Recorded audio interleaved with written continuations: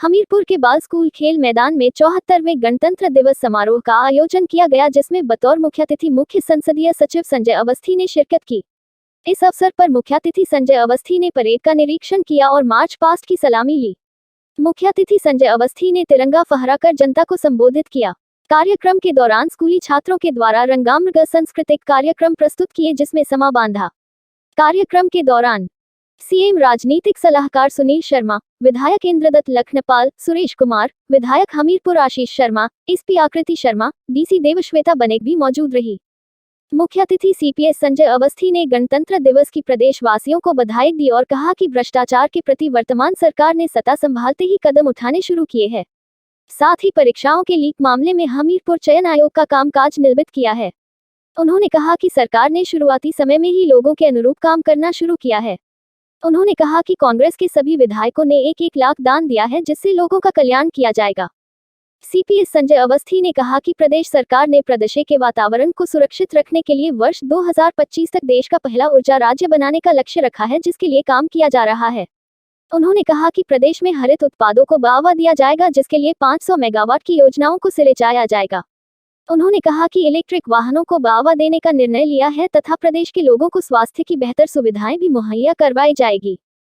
गणतंत्र दिवस के अवसर पर मैं आप सभी को हार्दिक शुभकामनाएं देता हूँ। यह दिन पूरे देश के लिए गर्व और हर्ष महसूस करने का अवसर है।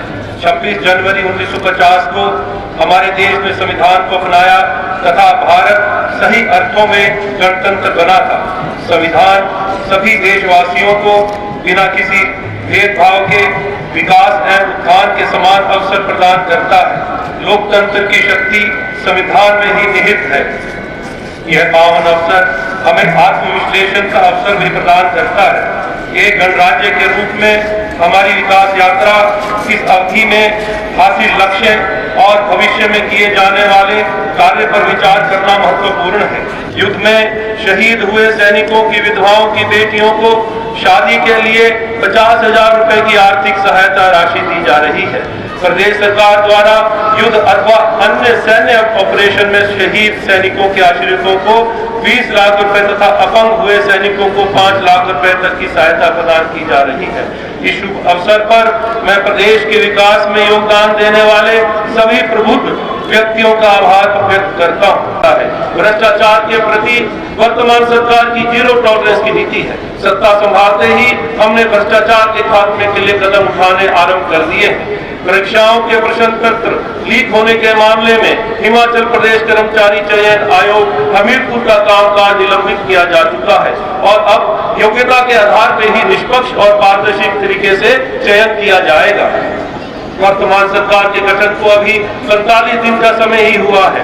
हमने अपनी प्रतिबद्धता के अनुरूप कार्य करने का प्रयास किया है। हमने जरूरतमंदों के लिए 101 करोड़ रुपए का मुख्यमंत्री सुख आश्रय सहायता कोष स्थापित किया है। सरकार ने यह कदम करुणा के लिए नहीं बल्कि उनका अधिकार प्रदान करने के लिए उठाया है। कांग्रेस के सभी विधायकों ने 1-1 लाख रुपए इस कोष में अंशदान दिया है।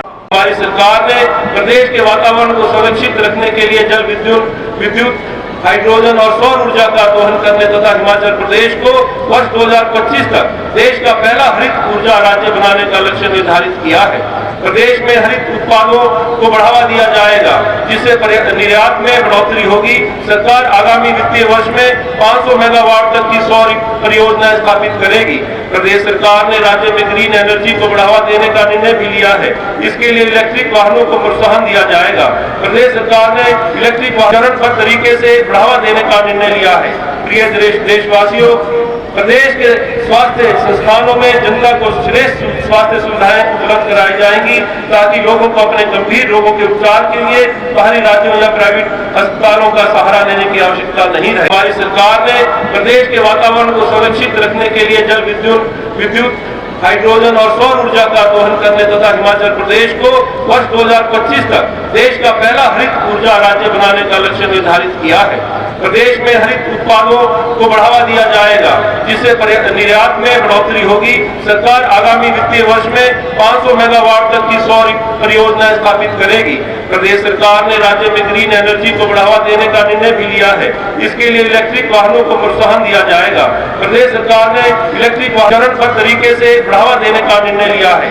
प्रिय देशवासियों, प्रदेश के स्वास्थ्य संस्थानों में जनता को श्रेष्ठ स्वास्थ्य सुविधाएं उपलब्ध कराई जाएंगी, ताकि लोगों को अपने गंभीर रोगों के उपचार के लिए बाहरी राज्यों या प्राइवेट अस्पतालों का सहारा लेने की आवश्यकता नहीं रहे।